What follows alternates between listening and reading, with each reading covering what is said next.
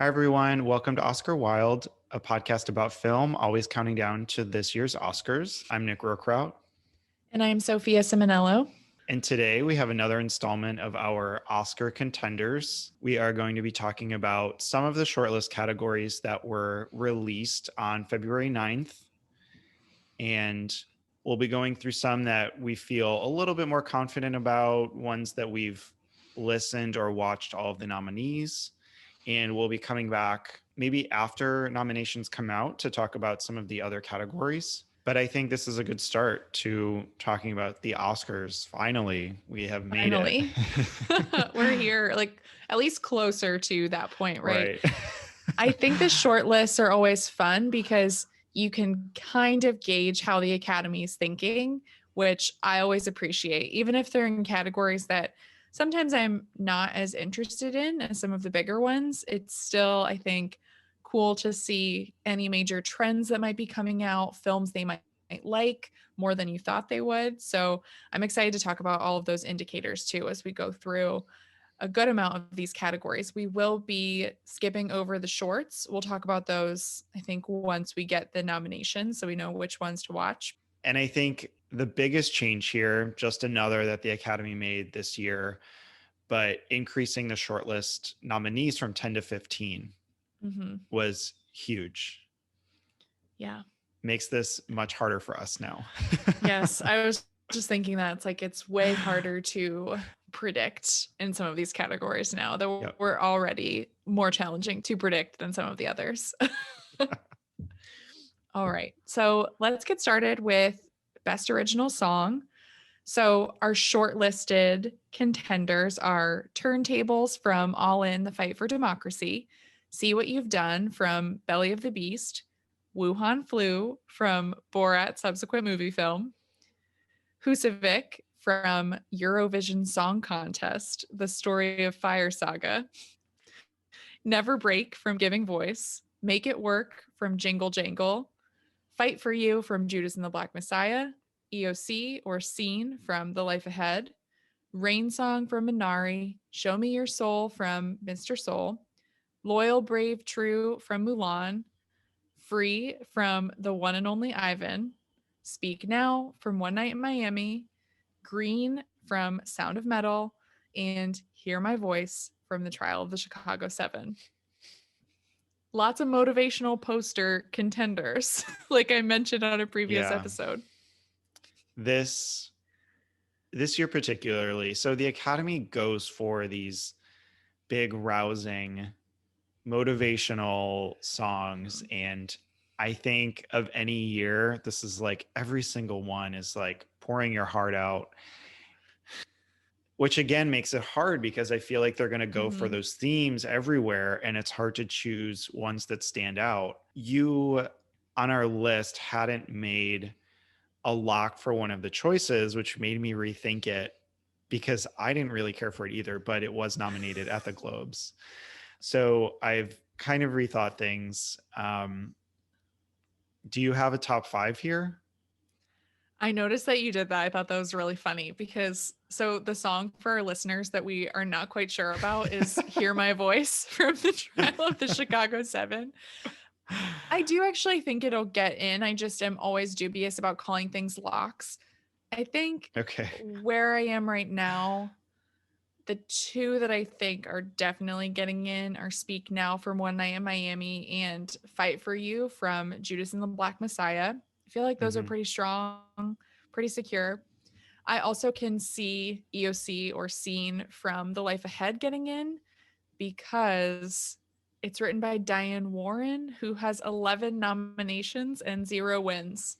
So I think we Wow. always have that conversation come up of, is this her winning song? Yeah. I don't think so, but I'm not counting it out for a nomination. I think Hear My Voice from Trial of the Chicago 7 is a strong pick, and I can definitely see it getting in. My others that I'm on the fence about for the 5th spot, I can see them going for either Wuhan Flu or Husavik from Eurovision. You know, I think some of this conversation will transfer over into best documentary, which I think is a really Mhm. strong category as well. But it's showcasing all of these political themes and the importance of voting and what democracy means. And yesterday it occurred to me, like, if they nominate Wuhan flu, that is like one of the most despicable things that they could do, I feel like. And I don't think it's likely. I think it's just like, I understand that it's satire, but it still cannot be one of the five things that represents this category in this year.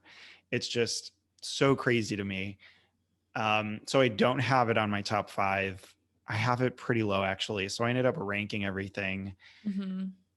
Like you said, Hear My Voice. I was like, you know what? On fifth or sixth listen, like, I don't like this song, but it is nominated at the Globes. It Mhm. is in the shortlist. And the Academy in this category goes for Best Picture contenders usually. Mhm. At least three nominees usually overlap. And Mhm. I mean, if we're going with that, potentially Judas and the Black Messiah, hopefully One Night in Miami, and then that third one would be Trial of the Chicago Seven. Yeah. But they also go for, they have at least one nominee that's like totally in left field. Yes. I mean, Yeah. we should bring up Chrissy Metz and Breakthrough. We have to. The fact that we both had to watch Breakthrough because it got nominated for an Oscar because of that song. One of the hardest things I've had to do It was in so, movie watching. so tough. That was a big struggle. But again, Diane Warren, there she was. Wow. So Yeah. I think that's possible. One thing I did want to point out too, so Rain Song from Minari and Green from Sound of Metal remind me a lot of when last year Glass of Soju from Parasite was shortlisted and people Hmm. were like, "Oh, is Parasite going to get a best original song nomination?" It didn't end up getting the nomination, of Yeah. course, but it showed how much the Academy loved Parasite by, shortlisting it and then nominating it in a ton of below the Mm. line categories. And so I'm wondering if this is positive for Minari and Sound of Metal, indicating that maybe the Academy does have a really broad, More strong support. interest Yeah. in those films. Hmm. We'll We see. could, we could. I mean, I think Minari is likely, but we could see Sound of Mm-hmm. Metal getting a Best Picture nomination from that. It'll be wild. I wouldn't be mad. No. So with my wild left field picks, I Mm-hmm. think along those lines they go for big names. So here specifically we have John Legend singing in Never Break, Never break. It's like breakthrough. Sorry. which he previously won for with Common for Glory from Mm. Selma. We have Janelle Monáe on turntables. We have Christina Aguilera with Loyal, Brave, True. And then we have Will Ferrell and Sacha Baron Cohen, two actors featured on Husavik and Wuhan Flu. So again, it's just all over the place. So my ideal top five would be Fight for You from Judas and the Black Messiah, IOC from The Life Ahead, Never Break from Giving Voice. I think that's going to be our left field here. Speak Now from One Night in Miami, and Turntables from All In Fight for Democracy. Okay. I can see it. This category is just like, it's never really my cup of tea at the moment. For my five, I actually have Speak Now, EOC, Hear My Voice, Fight for You, and Turntables. So we're pretty close. Yeah, I think if Hear My Voice gets in, I still think there's going to be like an odd fifth choice.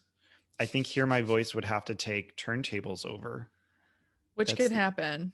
I mean, yeah, people might see Trial of the Chicago Seven and check the box, but this is, I guess, the music branch is doing the voting. It's not just like everybody you're at right. the nomination Right. stage. So that could happen. Okay, so moving on to original score, our 15 shortlisted nominees are Ammonite, Blizzard of Souls, Defy Bloods, The Invisible Man, Jingle Jangle, A Christmas Journey, The Life Ahead, The Little Things, Mank, The Midnight Sky, Minari, Mulan, News of the World, Soul, Tenet, and The Trial of the Chicago Seven. What do you think about this list? So, one thing I'll point out that I didn't mention during song, but that I'm pretty excited for actually is that Jingle Jangle is here and not the prom. I thought that that was kind of cool that they went for that musical instead of the prom, which I think most people were predicting. This category, I mean, I think it's pretty standard. It isn't too crazy to me. Some of them I have to admit I didn't know what Blizzard of Souls was. No. So I was kind of surprised that was here. Same with Jingle Jangle. I think that the little things being here is interesting. Mm-hmm. And it's a Newman score, which I think should maybe sound the alarms a little bit. And the reason I say that is because do you remember back in 2017 when people had their predictions ready for score and then he got nominated for Passengers, that terrible Jennifer Lawrence movie? I still don't know what that is. It's awful. It was so bad. It's a space movie, but he got nominated totally out of left field. And I think that this branch, like, yes, last year they went for newer talent with Joker, but Mm-hmm. they're not that kind to new people. Like last year, remember they went for John Williams for the new Star Wars, and people were Yeah. like, huh? Oh, of course we should have seen this coming. I do think we can count on the double nomination for Trent Reznor and Atticus Ross. I'm like still Yeah. leaning that way of them getting in for both Soul and for Mank. Other ones that I'm like leaning towards, if I had to do a top 5 right now, again, this is also voted on by the music branch. I do think we will see News of the World. I know you don't love that one, that movie, but I think it could get in. I also think The Midnight Sky could get in just because it's Desplat, but I'm really hoping that Tenet shows up. That's like my real like big like wishful thinking nominee. Mm-hmm. What do you think? I'm hoping for it too, but I finally am okay with the fact that I don't think it's getting in, Okay. which is very sad. I made my listing yesterday and I was like, fine, I won't put it in. It just narrowly missed. It's in my 6th spot. But an interesting thing here is from 2019, we had Terrence Blanchard and Ludwig Göransson both nominated as well, which Terrence was nominated for Black Klansman and Ludwig was for Black Panther.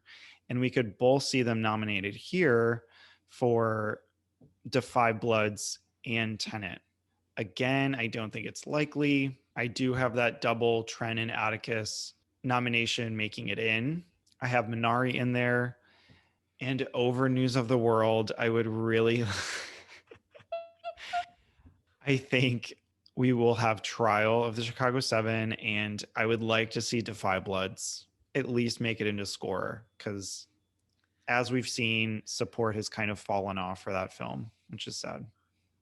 I think that Da 5 Bloods could benefit from the snub conversation, right? You know, it hasn't appeared on the Golden Globes or SAG nominations lists. And, you know, I think maybe come Oscar voting time, since we do have this big window, maybe it can appear places. I wouldn't count out Da 5 Bloods anywhere really.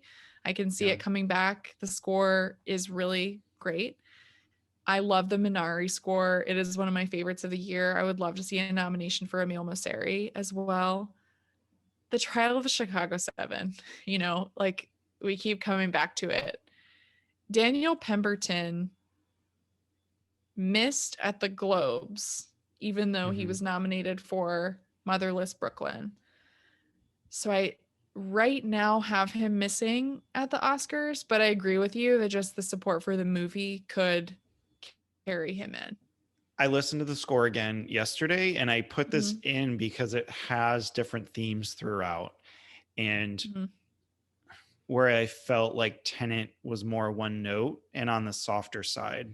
Obviously, I love the soundtrack, and I think a few of its songs are some of the best of last year, but I don't know or think that's enough to push it to have a nomination. Um, Mm-hmm. Whereas Trial could just appeal to more people again. Mm-hmm. It has more Yeah. rousing scenes and it uses the music well in the film. Mm-hmm. Yes, I won't be surprised if News gets in here, but I don't want it. I think it might. I think it might have a good morning. We'll see. But I will point out Hillbilly Elegy isn't here. So I think you're totally right that that movie Yeah, did just die. we just didn't. Yeah, not even for Zimmer. I mean, poor guy. He will have another one coming next year that we'll talk about. He'll Yeah. probably get in again, but he will all the time. Okay. Moving on to Best Documentary. Our shortlisted contenders are All In, The Fight for Democracy, Boy State, Collective, Crip Camp, Dick Johnson is Dead, Gunda, MLK FBI, The Mole Agent, My Octopus Teacher, Noturno, The Painter and the Thief, 76 Days, Time, The Truffle Hunters, and Welcome to Chechnya. What do you think about these shortlisted contenders? This is my favorite category of the year. This is maybe one of the hardest things of picking a top five because Mm-hmm. I love so many of them. I think a lot of them are strong. I think we're going to see, or at least hope for, Collective getting a double nomination between documentary and international feature. Mm-hmm. That is my lock along with Time. Okay. So my lock that I have is Collective because like Honeyland last year, I can see the double nomination happening Mm-hmm. for that film. That's the only lock I have. And the reason why is because this branch really likes to mess with us. They snub the biggest films every year, where all of a sudden you'll just be like, wait, what? That's not here. It won every single award. Like, where is it? Like that Mr. Rogers documentary out, Apollo 11 out. It didn't happen. So I'm curious, I guess, which one that's going to be. This branch is 25% international, which is like a pretty big percentage of it. So I can see them Mm-hmm. going for more international films. I can see, so the ones I listed for them possibly snubbing: Boy State, Dick Johnson is Dead, or even Time. I worry that Time is too slow for them and they want like something more rousing. Yeah. And again, we've said this before, but Time is definitely the one that critics have awarded Mm-hmm. the most. Doesn't mean it's going to carry over, but Mm-hmm. I think it's had a lot of support for a long time. Mm-hmm. I'm worried that maybe Boy State is the one that doesn't get in. Mm-hmm. It has been around for over a year since it came out last Yeah. Sundance Festival, and I think Mm-hmm. it's definitely still in the conversation. Mm-hmm. But with Boy State and All In, I don't Mm-hmm. think they would put two American political films Mm-hmm. in the same group together. That's what I'm worried about. I'm very shocked by My Octopus Teacher being in here. So for our listeners, since we've discussed My Octopus Teacher last, I have watched it and I did really enjoy it a lot. I thought it was very moving and very beautiful. I'm happy it's here. It also got nominated for PGA. It's I don't know. I mean, it's an emotional movie. It's well made, but again, out of this list, I think we have much more Mm-hmm. impactful, more timely themes Mm-hmm. that I want to look back on this group and say, yes, this was 2020. Mm-hmm. And there are so many things happening here. I again had to come to terms with some just maybe not getting in, and I really want Crip Camp to be in there. I watched 76 Days yesterday, and I Mm-hmm. think that of all of these, that's our one COVID documentary. And I think they could put that in just Mm, because it is 2020 and it's really, it's a chilling account of what's happening in the hospitals on the front lines in Wuhan. And I think another big one that will be snubbed is Dick Johnson is dead. I could see it getting in, but again, it's more of a social commentary and a love letter. mhm. I don't know about that though, because I think it's like the most creative of the bunch. It's so Yeah, interesting and different than yeah, what we usually see, which are these like serious procedural political documentaries. So I, yeah. I just want to see something that's different, which is why I'm rooting for it to get in. I don't think Crip Camp will get in. I really liked it, and I know that it does have the power of the Obamas behind it, Mm-hmm. like American Factory did, but Crip Camp is super archival footage, which I don't they don't usually love. I do think Welcome to Chechnya has a really good chance because it was nominated in, well, not nominated, but it was shortlisted in visual effects. Mm-hmm. So I think that's a really good sign that it can get in. They Yeah. usually, if they go for like an off the wall double shortlist, I think it's a good sign. Yeah. I have that in my top 5 with Boys State, Collective, Time, and I'm going to put 76 Days in there over All Okay. In, but I think it's really close. Yeah, right now I do have time making it in, even Mm-hmm. though I can see the miss, and I'm really worried about that. And then I have Dick Johnson is Dead, Collective, Welcome to Chechnya, and Boys State. I know that 5 is not going to stick, or even I know I'm going to change that very soon. Yeah. I think I just need to see more of these two. I am so excited to see the Truffle Hunters. Me It doesn't too. come out for a couple weeks, and there was a lot of praise for it. And again, it's something I could see that Mm-hmm. slips in because it's totally different. Mm-hmm. Yeah, I'm so excited to see that one. But again, like Sony Pictures classics, just where is it? Okay, now for visual effects, we have only 10 nominees here.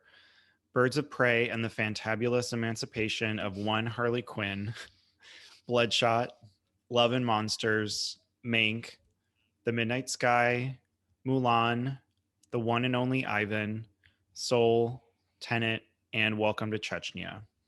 We have some we've been talking about all season. We have some that we've Mm-hmm. never heard of before. Do you think the ones that we haven't heard of? I mean, Birds of Prey isn't out of the conversation. I mean, we know what that is, but Bloodshot, Love and Monsters, and then the one and only Ivan, do we think those have a chance? I think of the three, the one and only Ivan, I can see getting in. They do love talking animals, and I researched a little bit of what this movie is, as in read the IMDb description and looked at some of the photos from the film, and I could see them going for something like that as opposed to Bloodshot or Love and Monsters. As far as the rest of these go, the biggest surprise I thought was that The Invisible Man wasn't here. Heresy, it's terrible. This Yeah. is, uh, I That just had watched a such great video special of, effects. yeah, it did. And I watched a video with Elizabeth Moss talking about the visual effects and how dumb she said, like it looked dumb on set of what was happening.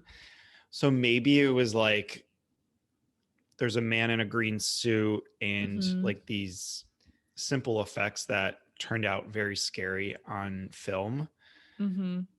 but I still think it should have been nominated. I agree. I would have listed it in my final 5 if it showed up here on the short list. Yeah. I think with Birds of Prey, what's interesting is that it wasn't even listed in the Warner Brothers FYC website section. It wasn't even there. For this category, for anything. Anything. Oh They weren't campaigning this movie at all. my God. And it made its way into 2 categories on the short list, which Wow. I love. I oddly enjoyed Birds of Prey more than other comic book movies that people tell me are really good. I actually really liked this in Yeah. comparison. Yeah. I thought it was fun. Do you have any locks or like shoe-ins that you think will show up on nomination morning? So I know the Academy usually goes for refined here. They gave it to 1917 last year and previously to First Man over these big Marvel or huge action movies, which Mm-hmm. of the bunch here, I feel like would go towards Mank or maybe even Soul. I still don't understand the conversation of Soul with Mm-hmm. animation versus visual effects, but I don't necessarily see Mank winning here. Mm-hmm. I think locks on my end would be Birds of Prey. I really want to say Tenet. I know they were missing The SAG stunt ensemble was like Tag. the big Yes. miss for Tenet, Yes. which is Um, still crazy. yeah. And I I feel like Mulan might even have a chance here, or The Midnight Sky, dare I say.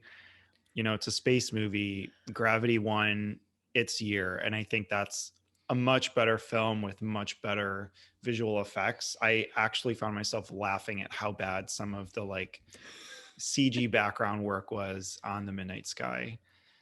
Yeah. The Midnight Sky, I feel like will get nominated. It's a space movie, so I feel like they will go for it. As far as Soul's visual effects go, I read an article through, I think it was VFX Voice was the name of the website, about the difference between the animation and the visual effects in Soul and like how visual effects play a part in it. And it is like pretty cool, even though obviously like that's not a branch that I know as much about, but I found myself learning a lot about how visual effects can play a part in animated films. So I could see it happening. I think Mank is that Irishman kind of slot where it got in last year for the de-aging technology. But we've talked about Fincher and his work before with the CG, like those animals at the zoo or the fire, Mm-hmm. things like that. Like I can totally see them going for that here, but especially like you said, a more refined film. But I do wonder if they would go for something a little flashier like The Midnight Sky or even Tenet. And Welcome to Chechnya, I could also see getting in just because it made the shortlist. And I feel like for films like that, making the shortlist is the hardest part. And one thing I really thought was interesting when I was reading the shortlist was how the visual effects branch chooses the nominees. So all members of visual effects branch are invited to virtually view 10-minute excerpts from each of these shortlisted films. And it's just on Saturday, March 6th. And then right after the screenings, they vote for up to 5. So Wow. if you're curious on how they vote, that's how. So I'm also just wondering like what clips will they choose to show? I'm sure with Fincher it will be the zoo scene when they're walking through San Simeon. But yeah, I'm curious about that and how that'll affect the final votes, especially I think the flashier visual effects Yeah, sequences will have a definitely. leg up. Which is frustrating because that definitely puts The Midnight Sky up front versus Welcome to Chechnya, which I loved. The masking and demasking of the visual effects is really, really cool. Mm-hmm. But they're not going to have like a wide range of shots to show from. It's the same technology through the whole film. So Chechnya has my fifth spot. We'll see. That kind of scares me though. Mm-hmm. Yeah, just a little wrinkle thrown in there. I wish we had a better space movie this year. Like last year, we had Ad Astra. I really love First Man. I know that that's like not that popular of an opinion, but those are better than The Midnight Sky. Yeah. All right, we ready to move on to makeup and hairstyling? Yes. All right. Contenders that we have here are Birds of Prey and the Fantabulous Emancipation of One Harley Quinn, Emma, The Glorias, Hillbilly Elegy, Jingle Jangle, A Christmas Journey, The Little Things, Ma Rainey's Black Bottom, Mank, One Night in Miami, and Pinocchio. What do you think of these contenders? I think I have five locks here. 5 that I think have a really strong chance at getting in just based on the movies they go for in the past. I Mm-hmm. think they definitely have a period piece. That would be Emma. You have like a really big action movie with lots of makeup and hairstyles. That's Birds of Prey. You have the transformation in, I guess I'll call it a biopic. That's Hillbilly Elegy. The only one also here would be The Little Things and how Mm-hmm. they transform Jared Leto. I think of anything we have Vice comes to mind, anything like that. Mm-hmm. But then also Mank and Ma Rainey's Black Bottom. That's a good list. I'll note that this branch loves prosthetics. It seems to be much more about makeup than about hairstyling. So if you see, maybe Emma to me stands out for the great hairstyling, not as much the great makeup. I think it Mm-hmm. can get in for sure. Like you said, a period piece there. They do love costume dramas. So I can see that carrying it in, especially since I think it'll be a contender in other categories like production design or costume design. I have Birds of Prey in. Like you said, an action movie. Suicide Squad, remember, won this Oscar when there were only 3 nominees? Academy Award winner Suicide Squad, like this could happen. I think this is Hillbilly Elegy's best chance to win an Oscar. The prosthetics are good. They really, I think this branch loves when you see stars kind of stripped down and transformed and taken to a place where they're kind of like uglified. I hate that, but that's just what's happening here. Yeah. Yeah. And I also have Pinocchio listed, and that is because it has some pretty cool makeup, as in prosthetics. I haven't seen this film yet, but Mm-hmm. it got in. And again, getting onto the short list is the hard part sometimes. And I think they might go for something super flashy like that. Yeah, I haven't seen Pinocchio either. I haven't seen the Glorias, but I yeah, wonder if the little things will make it. I really do wonder if the little things can get in. I can see it. And again, I'm scared. If it does, it's maybe a fight between Glenn and Jared. Is that like who will win? I mean, I I don't want to step on our Oscar predictions too much, but at this point, like Jared Leto is on my list for getting nominated, and so is Glenn. I mean, Hillbilly also has Amy Adams behind it too. It's not like Glenn's Mm-hmm. the only one, but I Right. feel like of the little things, there's not as much done with Denzel or Rami. So it's more of a single-handed fight, I feel like. Yeah. I'm sad that Promising Young Woman wasn't here because I think the makeup and the hairstyling in that film was really cool and worked really well with the characters and what I think Emerald Fennell was trying to achieve when she was in telling that story. But they never go for contemporary. They always go for like period films or Yeah. things that are far more out there.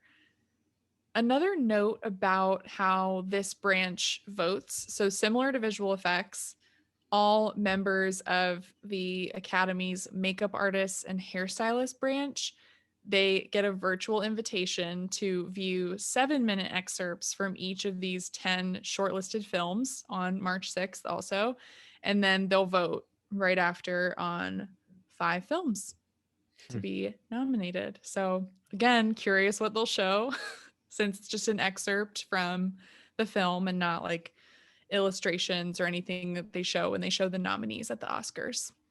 Hmm. Very interesting.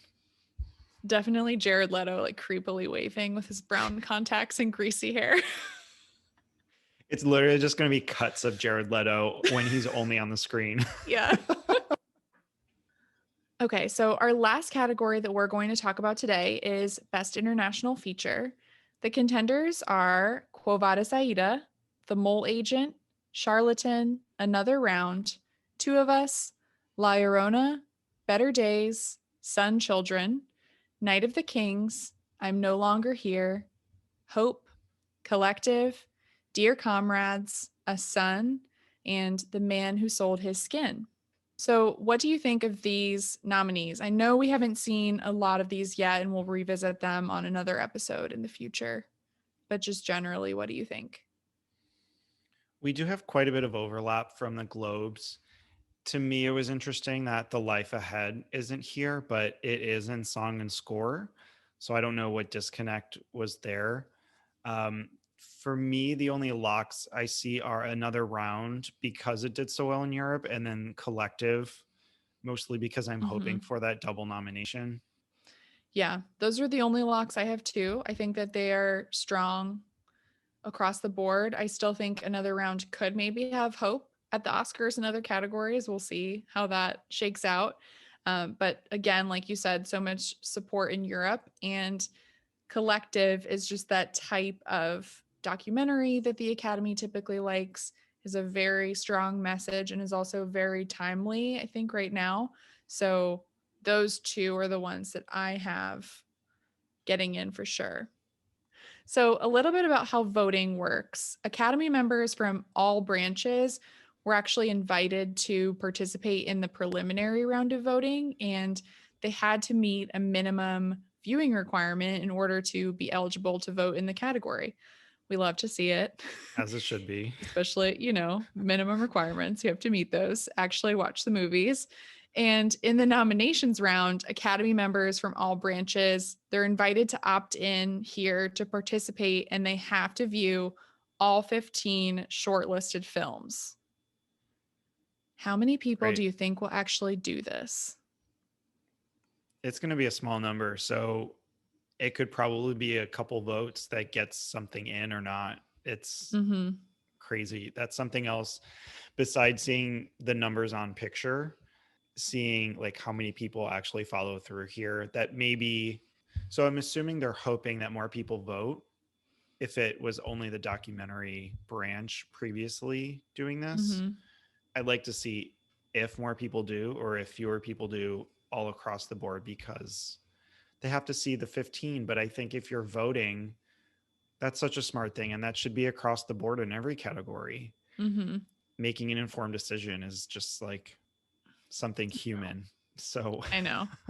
And I think it's so easy, like, for us to say, like, oh, we would definitely do this, right? Because you'd just be so excited to get to vote and like have a say in yeah, this that you would absolutely watch all of them. And I found, I think, over the years watching the Oscars, the international film category always has some of my favorite movies that I end up so watching strong. that Yeah. are always so strong. So I think this is a great thing. I think also, so 49% of the new class to the Academy is international.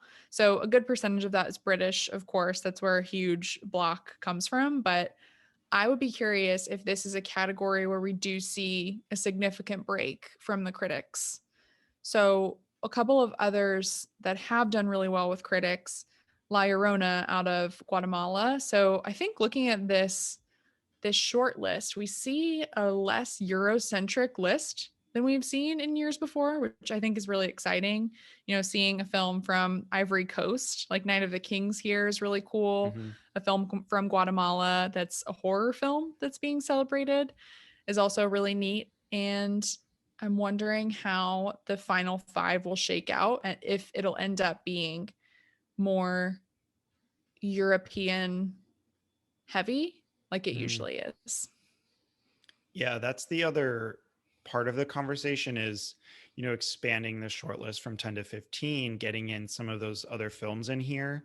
But is that going to help or hurt them when you have these smaller countries that don't even submit films every year? How is that going to affect them? Mm-hmm.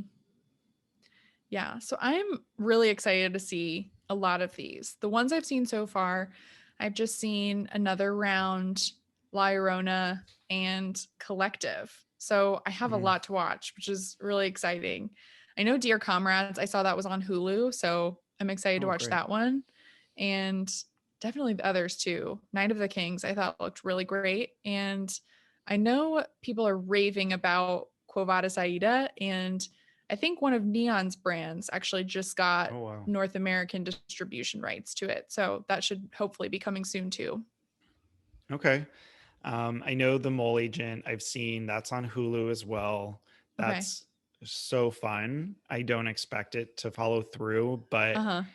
it is a really fun watch and it's pretty impactful at the end and where it goes. And then I know I'm No Longer Here is on Netflix. Okay. And I did get the Shutter free trial to watch La Llorona last week. So that was great. Oh. Oh, you watched La Llorona? Yeah.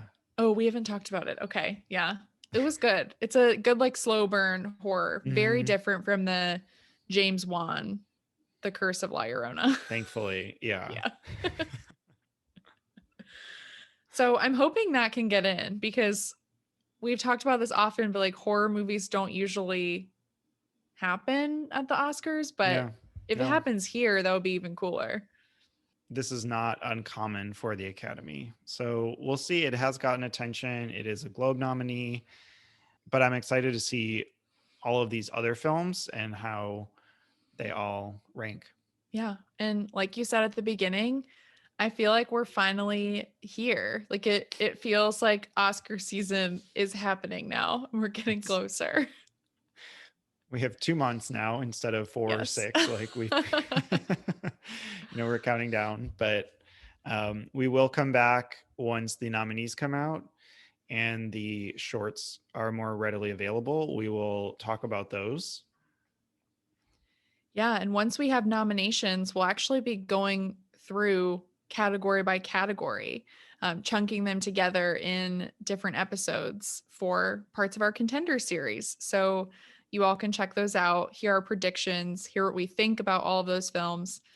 And also, if you are curious, we have talked about a number of films that are either on these lists or that are considered to be frontrunners for Best Picture, other big categories. So feel free to go back and check out those earlier episodes as well. And you can check out all of our predictions for the Golden Globes and the Oscars on our website, oscarwild.squarespace.com. And you can check us out on Instagram and Twitter at OscarWildPod. Yeah, and if you have any feedback for us or if you'd like to join us on an episode or have any suggestions, please let us know. Feel free to reach out to us on social or email us at oscarwildpod@gmail.com. Thanks everyone for listening. We'll see you soon. Enjoy the Globes this Sunday. Yeah, have fun with the Globes. We sure will be, and we'll be back again after those. Thank you all for watching or listening, and stay safe and wear your masks.